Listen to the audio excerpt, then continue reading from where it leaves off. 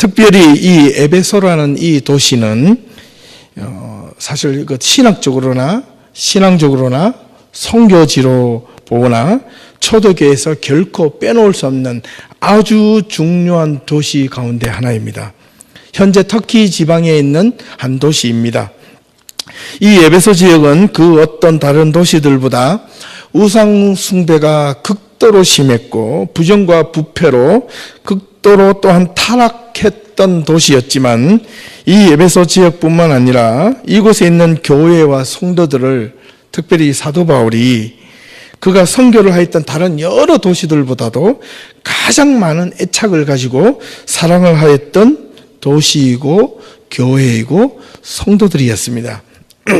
다른 지역보다 무려 3차 여행 때는 3년이나 이 에베소 교회 지역의 한 곳에 머물면서 복음을 전했고 교인들을 가르치고 사랑했던 곳입니다. 이 에베소 교회는 사도 바울이 개척한 뒤 사역을 했던 곳이고 바울이 나중에 예루살렘으로 가서 로마로 끌려갔을 때 그 뒤를 이어서 바울이 믿음으로 낳은 아들 디모데가 이 에베소 지역을 맡아서 목회를 하였습니다. 아주 성실하게 잘하였습니다. 그리고 그가 바울이 나중에 순교하고 죽고 난 뒤에 여러분 우리가 잘 아는 사도 요한이라고 있잖아요. 그분이 이 바울의 또 뒤를 이어서 에베소 교회에서 목회를 하며 특별히 사도 요한이 예수님께서 십자가에 못 박혀 돌아가시는 그때 예수님이 사도 요한에게 부탁하였던 요한아, 예수님의 어머니 마리아를 보시고 이제 네 어머니다. 그 약속을 지키기 위해서 평생 이 예수님의 어머니 마리아를 모시고 다녔는데 이 에베소 지역까지 예수님의 어머니 마리아를 모시고 와서 어머니가 돌아가실 때까지 그곳에서 섬기며 목회하였던 곳이 이 에베소입니다. 이 에베소 지역을 지금 가보면 예수님의 어머니가 있었던 곳이 있습니다. 그리고 또 이 사도 요한은 이 에베소에서 요한복음을 작성하였고 요한 1서, 2서, 3서를 그 에베소에서 만들었다고 합니다. 그리고 이 요한은 나중에 그 서모나나 버가모 같은 데 복음을 전도하러 다니다가 로마 군인들에게 잡혀가지고 로마로 압송당한 뒤 고문을 받고 나중에 재판을 받아서 이 지중해 연안인 이 반모섬으로 끌려가서 유배생활을 하게 되는데 그곳에서 하나님의 말씀과 계시를 받아서 기록한 것이 요한계시록인데 이 요한계시록을 반모섬에서 기록하여 그것을 보내었던 것이 바로 또한 이 에베소 교회입니다. 그래서 아주 중요한 것입니다. 그뿐만 아니라 그 외에 이 에베소 출신들이 너무 많았는데 신약 성경을 잘 읽어보시면 아글라와 브리스길라, 아볼로, 그 다음에 두기고라는 이 사람들이 다 이 에베소 출신이에요. 고향이. 그리고 성경에 보면 후메네오, 오네시모, 에베드리오, 부길로, 허메네게 이름이 생소하시겠지만은 로마서나 신약성경사 바울서신을 보면 이런 유명한 인물들이 나오는데 이런 다 인물들이 대부분 어디서 출신이냐면 고향이 에베소였습니다. 그렇다고 보면 이 바울이 거기에서 개척을 해서 많은 사람들의 일꾼을 만들어냈어요. 이 에베소라는 단어가 말이 헬라어로 인내하다, 인내라는 뜻을 갖고 있습니다. 이 요한계시록 2장부터 나오는 소아시아 7교회 가운데 첫 번째로 이 어린 양 예수 그리스도께서 그 교회를 향하여 봉인을 떼으면서 하셨던 말씀이 첫 번째 교회가 바로 또 이 에베소 교회인데 이 에베소 교회를 일컬어 예수님께서 너의 행위와 수고와 내 인내를 알고 있는 교회라고 칭찬을 하셨던 교회입니다. 그래서 이 사도 요한도 이 에베소 교회를 너무나도 끔찍하게 사랑하고 마음으로 아꼈습니다. 그래서 이 에베소 교회는요, 바울뿐만 아니라 이 초대 교회의 선교 여행을 함께했던 많은 동력자들과 어떤 믿음의 목회자들이 이 에베소 교회만큼은 유달리 애착을 가졌습니다. 나만 이렇게 사랑했던 것이 아니었어요. 바울만 사랑했던 것이 아니고 디모데만 사랑했던 것이 아니고 사도 요한만 사랑했던 것이 아니라 이 에베소 교회는 특별한 지역 중에 하나입니다.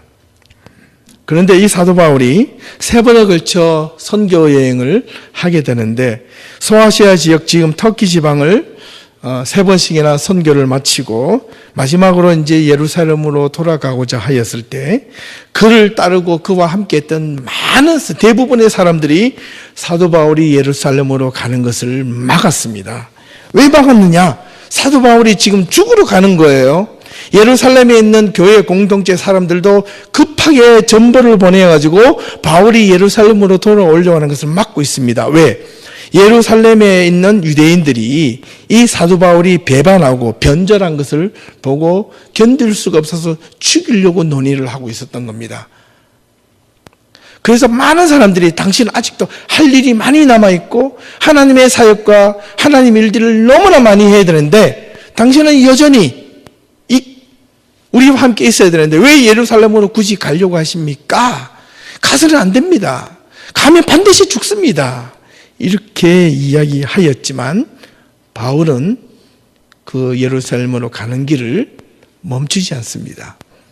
그리고 마지막 길을 예루살렘으로 배를 타고 떠나기 직전 이 밀레도라는 작은 곳에서 그가 마지막으로 누군가를 부르고 싶었는데 그가 누구냐면 바로 이 사랑하며 애착을 가졌던 이 에베소 교회에 있는 장로들을 모두 이 밀레도에 있는 바울이 머물고 있는 임시 거처로 부릅니다.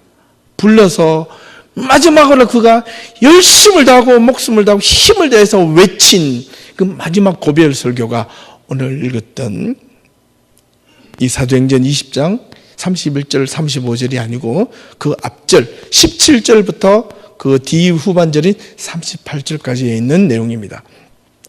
바울은요 총 1차, 2차, 3차 선교 여행을 약 전체 7년 동안 선교를 했는데 그 중에 3년 이상을 이 에베소 교회에 있었다고 한다면 얼마나 그 한 곳에 애착이 갔는지 아시겠죠? 그럼요. 그렇다면 이 사도 바울은 이 에베소 장로들을 모두 불러서 이 밀레도에서 자기가 죽음으로 가는 그 예루살렘으로 가기 전에 이 장로들에게 무엇을 당부하셨을까? 도대체 그 당부하고 싶었던 말이 무엇이 있었을까? 오늘 그 말씀을 우리가 한번 생각해보고 이 말씀이 우리의 예담교회의 올 한 해에 어떤 귀한 지표가 될 수 있으면 참 좋겠다 라는 생각을 해봅니다. 바울이 무엇을 그렇게 부탁하고 싶었길래 그냥 지나가도 되는 길에 3년씩이나 했고 이제 다 알아서 할 그런 에베소 교회 장로들을 굳이 불러서 또 그들에게 교회를 지키며 섬기고 있는 장로들을 또다시 뭔가를 가르치려고 하는 거예요.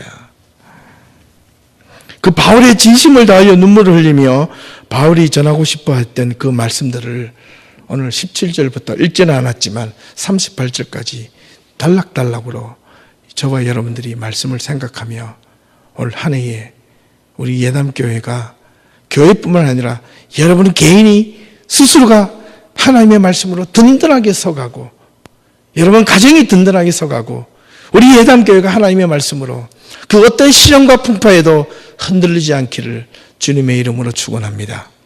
이 말씀이 깊이 들어볼 수 있기를 함께 나눌 수 있기를 바랍니다. 먼저 제가 준비를 했습니다. 17절에서 21절까지를 보겠습니다. 읽겠습니다. 바울이 밀레도에서 사람을 에베소로 보내어 교회 장로들을 청하니 오매 그들이 말하되 아시아에 들어온 첫날부터 내가 복음을 선교를 하기 시작한 첫 순간부터라는 겁니다.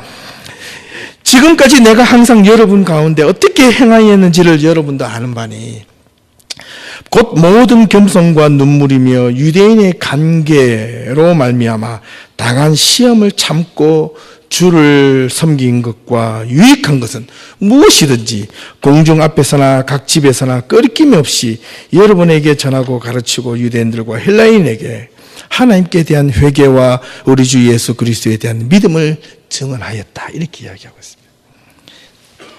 왜 이런 말을 먼저 하였을까요? 바울은요 정말 이 7년 동안 쉼없이 복음을 전도하고 선포하였을 때 가장 힘들었던 것이 이방인들이 아니었어요. 바울을 가장 괴롭혔던 사람들은 바로 이 유대인들의 관계라고 눈물을 흘리며 그 복음을 전하였지만 제일 힘들었던 것이 유대인의 관계라고 했는데 The plot of Jews, 플롯이라는 것은 뭐냐면 음모죠, 음모. 속임수. 나는 안 그런 척하면서 상대방을 심각하게 괴롭히는 것.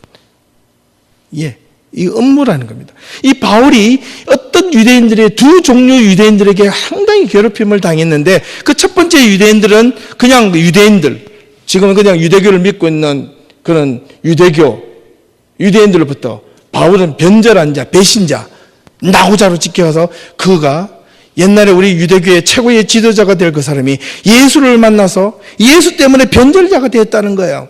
이만큼 이 배신자가 없어서 유대교 율법으로는 사형에 처하고 돌로 쳐 죽여도 마땅한 자라고 생각해서 바울을 끝까지 가는 사역을 방해하고 죽이려고 했고 음모를 꾸몄습니다. 그리고 두 번째에 바울을 괴롭혔던 것은 헬라인이나 종이나 이방인이 아니라 그 유대인들 가운데서 기독교, 예수를 믿기로 개종한 그 유대인들이었습니다. 왠지 아시나요? 이 기독교로 개종한 유대인들은 이 예수님은 우리를 위한 유대인이라는 겁니다. 우리를 구원하기 위한 메시아지, 이방인들을 구원하고 헬라인을 구원하고 노예를 구원하고 이 가난한 사람들을 구원해 줄 그런 메시아가 아니었다는 겁니다. 그래서 이 바울은 복음을 전하는 것마다 유대인들에게 복음을 전하였지만은 그 옆에 있는 헬라인이나 자주자나 종이나 남자나 여자나 모든 자들에게 복음을 전하는 것이 이 기독교로 개종한 유대인들이 보기에는 이거 마음에 그렇게 편치가 않았던 겁니다. 이게 바울 보고 계속 이야기하는 거예요. 당신은 왜 굳이 하지 않아도 될 것을 왜 그렇게 하십니까? 왜 그렇게 따지지 않아도 될 것? 왜 이방인들에게 전하도 않아야 될 이 복음을 왜 굳이 그렇게 사서 고생하시면서 하십니까? 라고 따져 묻었습니다. 그래서 당신 틀렸어. 라고 이 바울을 그렇게 많이 괴롭혔다는 거예요. 그런데 바울은 그가 뭐라고 이야기하느냐면 내가 유익한 것은 주를 섬기는 것과 유익한 것은 무엇이든지 각 공중에서나 각 집에서나 끄리낌 없이 나는 내가 하나님의 말씀을 받은 것을 해야 되겠다고 생각하는 그 자리는 목숨까지 내어놓고 외쳤다. 여러분들 에베소 교회 장로들이요, 여러분들 그거 아십니까? 아시잖아요. 지금 이런 말입니다. 예. 그리고 22절에서 24절을 봅니다. 보라, 이제 나는 성령에 매여 예루살렘으로 가는데 거기서 무슨 일을 당할는지 나는 알지 못하노라. 오직 성령이 각 성에서 내게 증언하여 결박과 환난이 나를 기다린다 하시나 내가 달려갈 길과 주 예수께 받은 사명 곧 하나님의 은혜의 복음을 증언하는 일을 마치려 하면은 나의 생명조차 조금도 귀한 것으로 여기지 아니하노라. 이렇게 말씀하셨습니다. 여기는 아주 큰 의미가 들어있는데요. 보라, 나는 이제 성령에 매여라고 했는데 이 한글 성경에 매여 있다는 맛이 좀 정확하지 않아서 이 영어 성경을 밑에 제가 좀 달아놨습니다. 뭐냐면 And now compelled by the Spirit이라고 돼요. compel이 뭔지 아시죠? 억지로 떠밀려지다. 억지로 끌려가다는 뜻입니다.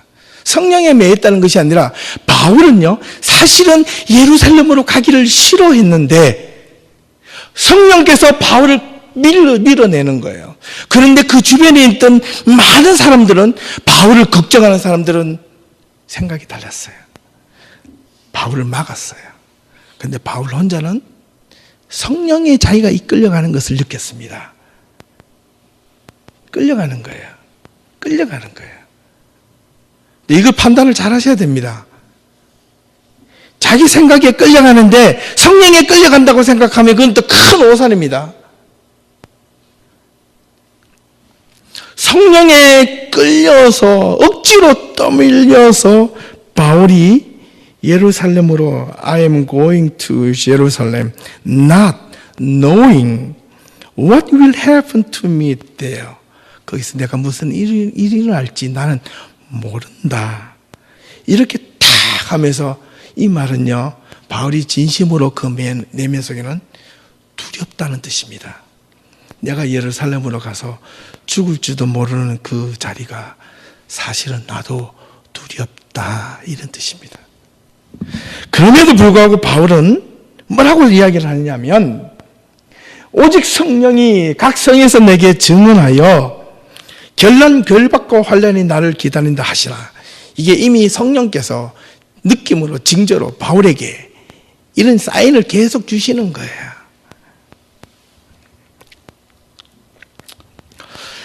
그런데 바울이 고백하기를 내가 달려갈 길과 주 예수께 받은 사명 곧 하나님의 은혜의 복음을 증언하는 일을 마치려 하면은 나의 생명조차 조금 더 귀한 것으로 여기지 아니하겠다. 근데 이 말을 영어 성경으로 다시 한 번 더 좀 돌아보니까 더 클리어해요.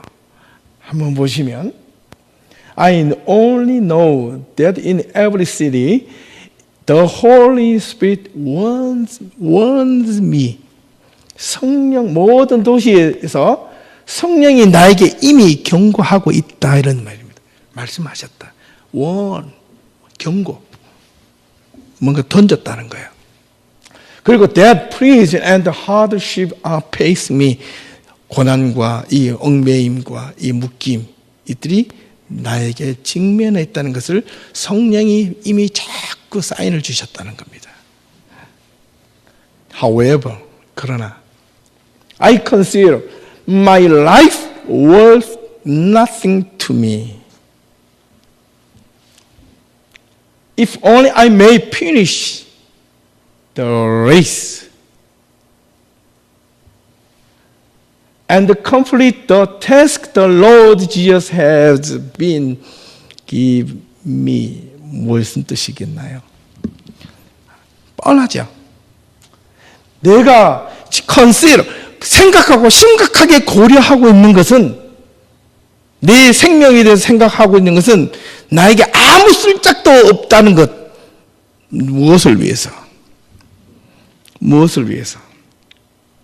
내가 달려갈 길과 주 예수께 받은 태스크, 그 복음을 전하는 것에 대해서 내가 핍박받고 죽음이 있다 할지라도 내가 고난이 있다 할지라도 그것을 I consider My life worth nothing to me. 여러분 이 구절이 여러분 살아가는데 고난이 있을 때 이 말씀이 여러분 깊은 삶 속에서 말씀이 이해가 되지 않고 절망에 빠지고 여러분 삶이 힘들어질 때 이 말씀이 여러분들 삶 속에 적용될 수 있기를 바랍니다.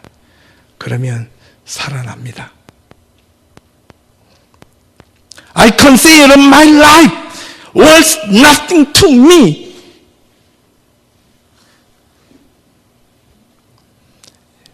내 생명이 내가 예수 그리스도의 복음을 전하는데 하나도 쓸모가 없다는 것을 주님 앞에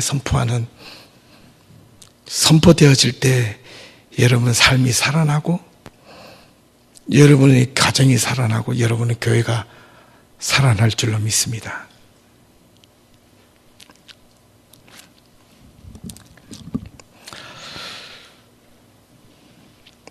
(25절에서 27절입니다) 보라 내가 여러분 중에 왕래하며 하나님의 나라를 전파하였으나 이제는 여러분이 다 내 얼굴을 다시 보지 못할 줄 아노라. 이거는요 비장한 각오를 의미합니다. 그러므로 오늘 여러분에게 증언하거니와 모든 사람의 피에 대하여 내가 깨끗하니 이는 내가 꺼리지 않고 하나님의 뜻을 여러분에게 다 전하였다. 후회 없다. 그런데 여러분들이 다시는 이제 나 못 볼 수도 있다. 슬프다. 힘들다. 이런 뜻입니다. 다시 보고 싶지만 볼 수 없는 상황이 오면 어떻게 하나. 이런 뜻입니다. 지금 바울은 에베소 교회에 있는 장로들에게 바울의 솔직한 마음을 말하고 있습니다.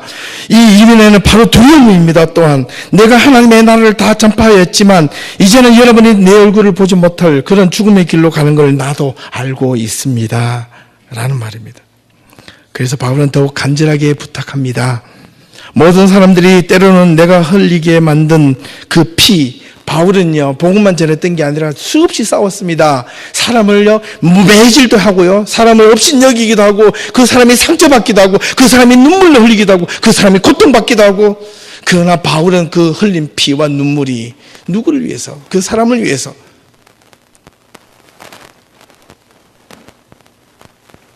바울은 혼자 울어야만 됐고, 바울을 이해해주지 않는 사람, 그 사람을 향해 손가락질을 할 수 없어서 바울은 예수님이 힘들고 외로우실 때 한적한 곳에 가서 기도하신 것처럼 바울도 역시 그곳에 가서 혼자 기도하고 가슴 아파했다, 이런 말입니다. 누구를 위해서? 그 사람을 위해서. 모든 사람들이 바울로 인하여 당했던, 상처받고 고통받고 고난받았던 자들에게, 그들에게 상처 주고 피를 흘리게 하려고 했던 것이 아니라 복음을 전하기 위한 수단이었다라고 자기 스스로 항변합니다. 28절에서 30절입니다. 여러분은 자기를 위하여 또 온 양떼를 위하여 삼가라. 성령이 그들 가운데 여러분을 감독자로 삼고 하나님이 자기 피로 사신 교회를 보살피게 하셨느니라.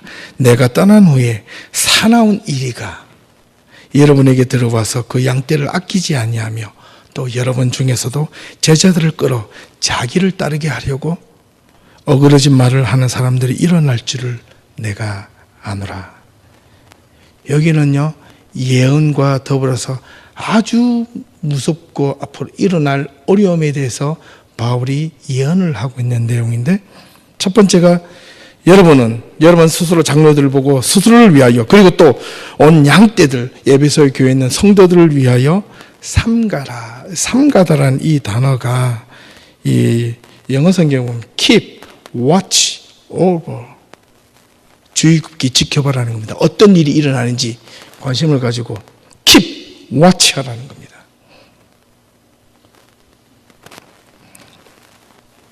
열심히 두고 봐라. 어떤 일 앞으로 일어나는지. 그런데 성령이 여러분들을 감독자로 삼았던 이런 것은 하나님이 자기 피로 사신 교회를 목숨을 걸고 지켜야 된다는 건데, 그런데 바울이 자기가 떠난 후에 나중에 사나운 이리가 여러분에게 들어와서 그 양떼를 아끼지 아니하며 막 물어 뜯겠다는 겁니다. 어떻게? 그리고 여러분 중에서도 제자들을, 여러분들이 키웠던, 하나님의 말씀으로 키웠던 제자들을 자기 편으로 자꾸 끌어들이려고, 이게 음모와 관계를 끼는. 근데 여기에 어그러진 말이라는 단어가 영어로 보니까 distort the truth, 진리를 비틀어 버리다는 뜻입니다. 하나님의 말씀을 자기 생각으로 비틀어 버리는 거예요. 자기 편으로 끌어들이기 위해서 비틀어 버리는 겁니다. 여러분, 하나님의 말씀은 있는 그대로 보셔야 됩니다. 하나님의 말씀은 그 자체로서 힘이 있습니다.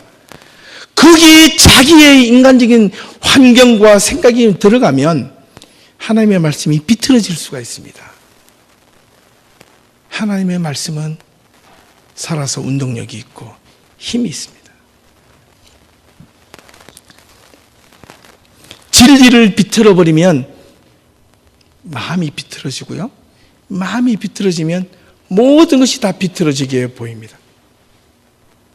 그렇죠? 내 마음이 비틀어져 있는데, 여기에 똑바른 길인데 이렇게 서 있으면서 저게 틀렸어, 이렇게 하는 거가 똑같다는 겁니다. 마음을 열면, 그래서 성경에 보면 마태복음 5장 8절인가요? 마음이 청결한 자는 복이 있나니 그들이 무엇을 볼 것이며 하나님을 볼 것이며, 마음이 청결한 자는 복이 있나니 그들이 하나님을 볼 것이요, 말씀을 깨닫는다는 겁니다. 그죠? 하나님의 말씀을 깨닫는 저와 여러분들이 될 수 있기를 주님의 이름으로 축원합니다. 깊이 있게 새기셔야 합니다. 그래서 마음을 열고 주님 앞에 나오라. 마음을 열고 하나님 앞에 다가서라. 마음이 돌아서도록 주님 앞에, 이 자리에 앉아있어도, 예배 자리에 앉아있어도 하나님이 말씀해 주신 것을 깨닫지 못하면 이거는 무슨 일인가? 마지막 때가 되면 하나님의 말씀을 듣고도 전한 말씀만 생각해도 마음에 뜨거움이 있어야 돼요. 그런데 여러분, 때가 악할수록 하나님의 말씀이 무뎌집니다. 진심이 통하면 하나님의 말씀이 비틀어지지 않습니다. 하나님의 진리의 말씀이 비틀어지는 까닭은 어떤 말을 해도 아멘으로 받아들일 수 있고, 어떤 말을 전해도 내가 글러 듣지 못하는 거예요. 문제는 마음이 비틀어져 있으면 안 됩니다. 마음이 스스로 회복이 될 때까지. 바울이 에베소 교회를 향하여 장로들에게 염려하는 것은 내가 떠나고 난 다음에 이 자기 장로들과 이 교인들이 사나운 이유가 무슨 뜻이냐면 마음속으로 밀려 들어온 여러 가지 유혹들입니다. 마음이 비틀어지게 만드는 상황이 일어날 것이다. 두고 봐라. 그겁니다. 바울이 개척했기 때문에 바울은요, 그 장로들에게 무슨 말을 해도 다 들어요. 그런데 바울이 떠나고 나면 이 새끼, 자녀와 같은 이 디모데가, 어린 디모데가 이 바로 에베소 교회에서 목회를 했잖아요. 근데 어린 디모데의 말을 듣겠습니까? 바울하고 성향이 다른 사도 요한이 나중에 바울이 죽고 사도 요한의 목회자로 와서 죽을 때까지 그 교회를 또 섬겼는데 그 교회에서 섬기겠습니까? 잘 안 듣는 거예요.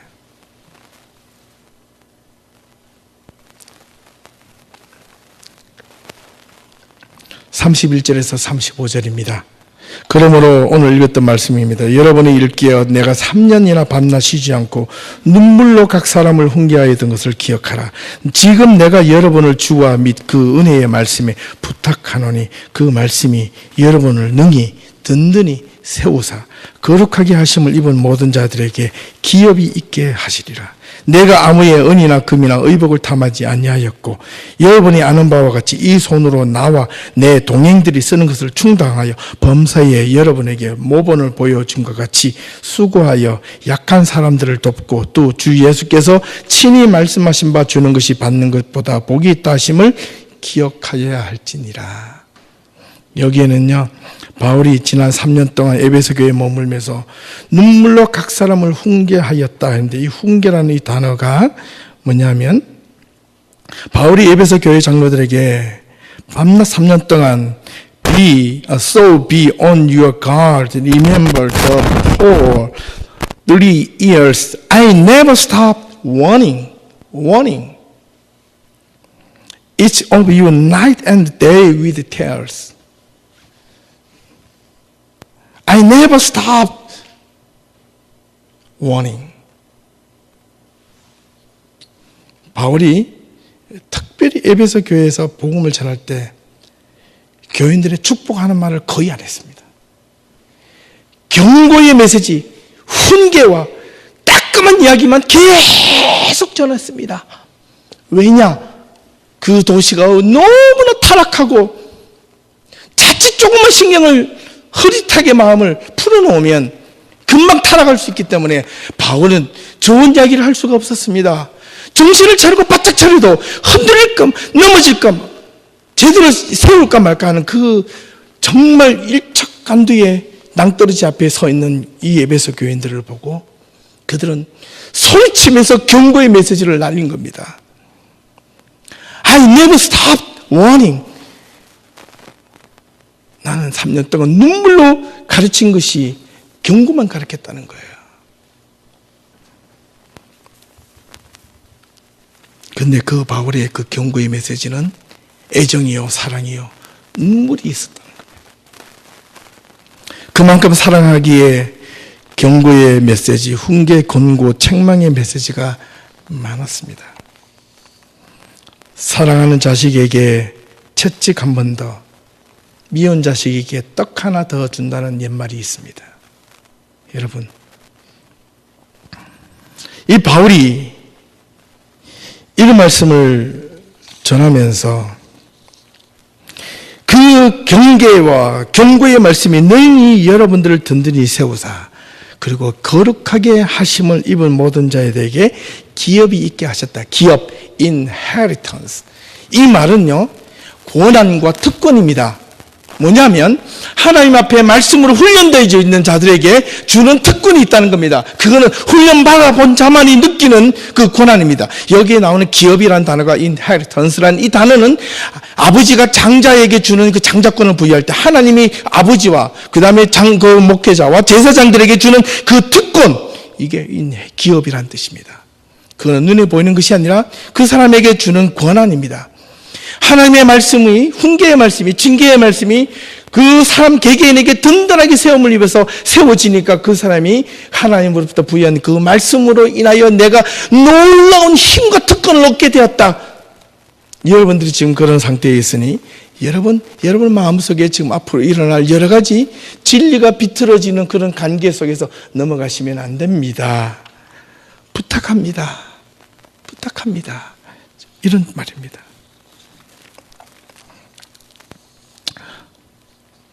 이 말씀이 우리 예담교회 모든 성도님들에게 여러분 개인과 가정과 교회 앞으로 얼마나 많이, 사실은요, 처음 이 신년도가 되면 정말 희망의 메시지, 정말 좋은 이야기, 열심히 살자, 잘하자, 이런 말을 저도 막 여기까지 오고 싶은데요.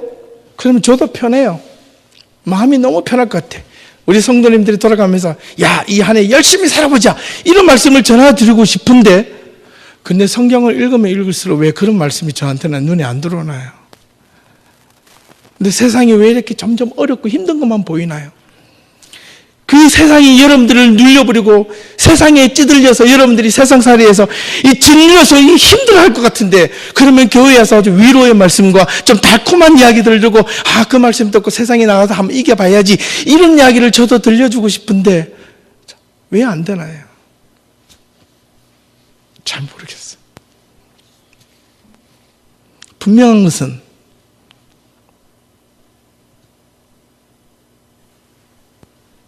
하나님이 여러분들을 너무 사랑하신다는 겁니다. 제가 기도하면 기도할수록 이 예담교회 성도들만큼은 하나님이 너무너무 사랑하신다는 것을 제가 깨달았습니다.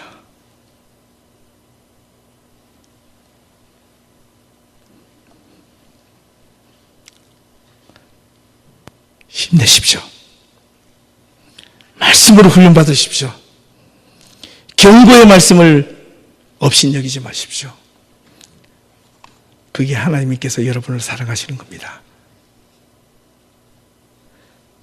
안전하다, 평안하다, 그 말에 죄송합니다, 현혹되지 마십시오.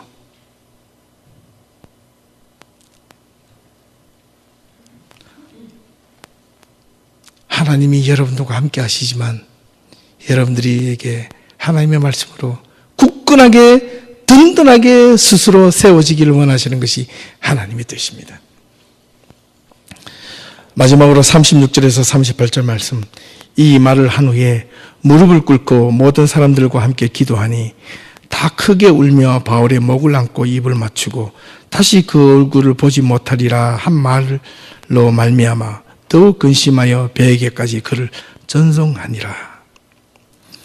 바울이 이렇게 절규하면서 외쳤을 때 이 에베소 장로들이 뭐 또 이렇게 난리를 펼칩니까? 라고 한 것이 아니라 바울의 진심을 읽었을 때 이 장로들이 다시는 만나지 못할 이 바울을 그리워하며 영어 성경으로 grieve, 비탄에 잠기다, grieve, 슬픔에 잠긴데 통곡하며 슬픔에 잠기다는 뜻을 영어로 grieve란 말로 쓰잖아요. 눈물로 기도하며 함께 바울을 배웅해 줍니다. 사랑하는 우리 예담교회 성도 여러분, 얼마나 바울과 에베소 교회 장로들 간에 깊은 마음을 주고받는지 알 수 있습니다. 에베소 교회 장로들은 바울이 떠나간 뒤에도 바울의 뒤를 이어 에베소에서 디모데나 그 외의 다른 사역자들이 목회할 때 끝까지 잘 섬겼습니다. 그런데 우리가 마지막으로 한 번 더 요한계시록 2장으로 돌아가면 마지막 때에 어린 양 예수께서 이 에베소 교회에게 하시는 말씀이 내 인내와 행위와 수고와 모든 수고를 내가 아노라.